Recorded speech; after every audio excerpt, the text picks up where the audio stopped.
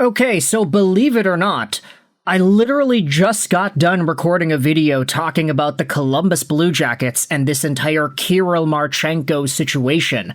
But we gotta bust out the Streamlabs once more because we have a real trade that just went down 3 minutes ago. The Colorado Avalanche have traded Valeri Nichushkin to the Columbus Blue Jackets in exchange for a 2026 second-round pick, a 2027 third-round pick, and a 2028 fifth-round pick. That is a really interesting trade, and honestly, first impressions, if we are thinking about the best of Valeri Nichushkin, a guy who at one point was a point-per-game goal-scoring stud for Colorado, an over-point-per-game in the playoffs monster with 9 goals in 8 games played in 23-24. If we think of the best that Nuke has to offer, a trade like this is really bad. You're telling me that Nichushkin is worth a second, a third, and a fifth? Well, yeah. If you take a look at it nowadays, Valeri Nichushkin, he signed on till the end of 2030, making $6.125 million a year. And this previous season, he had 49 points in 72 games played. A pretty decent decline from what he had done point-per-game-wise in previous years. But at the same time, this Nichushkin trade situation isn't really all too surprising when you look at the build-up to how we got here. Take a look at the Colorado Avalanche subreddit. They're talking about, oh, goodbye, Nuke. Awful day to be a Valeri Nichushkin fan club president. Obviously, this was an up-and-down relationship. I just hope he's in a better place. And I'm going to remember him primarily for the 2022 finals. He was a monster. 3 draft picks is the return on the deal. This fan says they've got a feeling they won't actually be picking with that 2026 second-round pick. Thank you for everything, Big Val. Goodness gracious, scary offseason. I can't pretend to be in love with Nuke's production and presence on the team in the years following the Cup win, but I'm gonna miss him. I know he was good a lot of the time, and I appreciate that. I will not miss worrying, though, that he's going to fall off the wagon and torpedo another postseason. It was really up and down with Valeri Nichushkin, and for every good year that he had in the playoffs, he had one that was maybe a tad worse. And ultimately, this is a guy that, because of all the issues he had to deal with as well off the ice, there are a number of ways that you can think about Nichushkin and his time in Colorado. Although I think, at the end of the day, the biggest element that stands out in Nichushkin's Colorado tenure is the fact that he was absolutely beast mode territory in that Stanley Cup final victory in 2022. Not to mention the fact that he was a monster in 2024 as well. Going back over to the Twitter thread, let's go out there and read some of the replies. Sakic is so making a big trade, not even a first?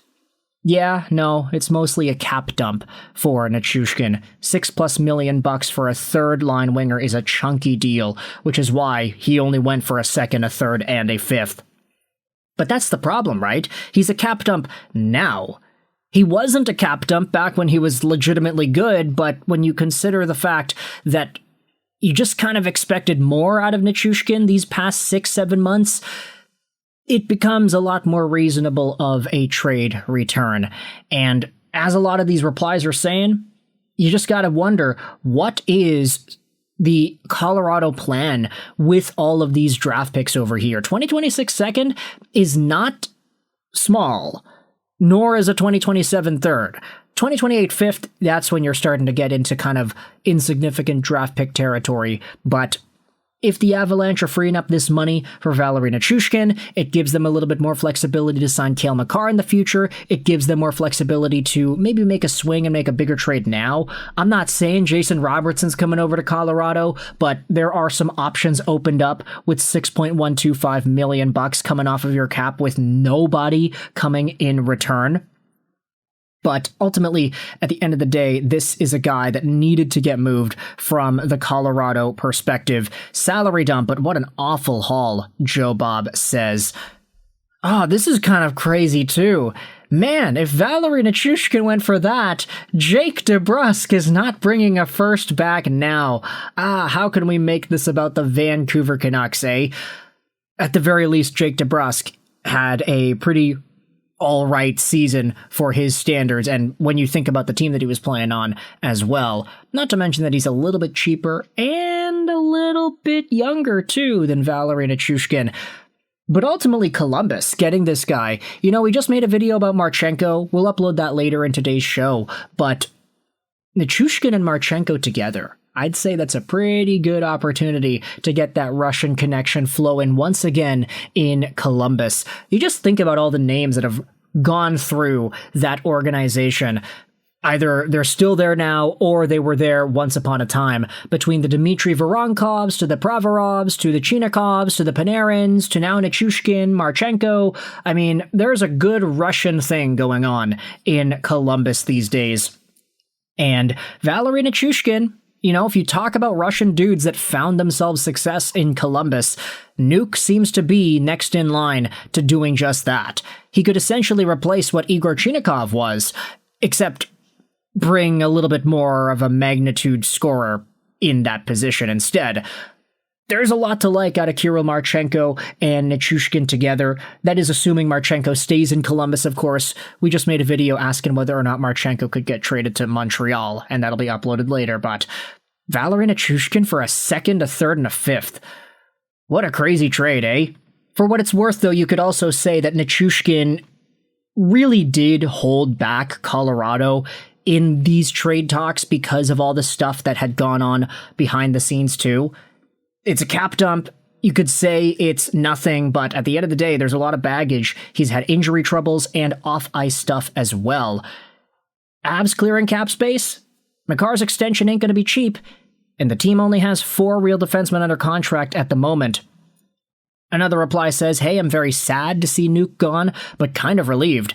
He was simply not available enough for the Avalanche for reasons, in addition to a lot of injuries. Good luck in Columbus, Valeri Nichushkin. Too much skiing, Kashmir says. I feel like the Avs got robbed here. He's a cap dump, not much you can do when you don't have the leverage. I kind of disagree. It is a bit of a cap dump for the Avs, but the player probably has some value, and you can shop him around. There's probably 20 teams in the league that he would improve. Which I also don't disagree with as well. Players can have their baggage and have their negative leverage on their teams while still providing value to other teams, and that seems to be what we saw here, a happy medium in between the Nichushkin issues and just the lack of punch that he had the past little while versus the actual trade return, which, as we had mentioned, it's a second, a third, and a fifth. You can let me know your thoughts in the comment section below. How do you feel about this Valeri Nichushkin trade? Columbus, you're getting a pretty good one, as long as he's actually in the lineup and as long as he's actually there. That's the biggest issue, I'd say, that needs to be addressed over the next little while. I mean, he's got a contract till 2031 after all, so there still is a lot of time. 2030, excuse me. So Nichushkin's got 4 more seasons left for the Columbus Blue Jackets at 6.125. If he can produce 70 points, that's pretty good, but you need to get him to the games played mark first in order to even have a chance to get that done. Nichushkin and Marchenko. Sounds like a good pairing to me. Let me know your thoughts in the comment section below about this trade. I hope you enjoyed this video. And bye.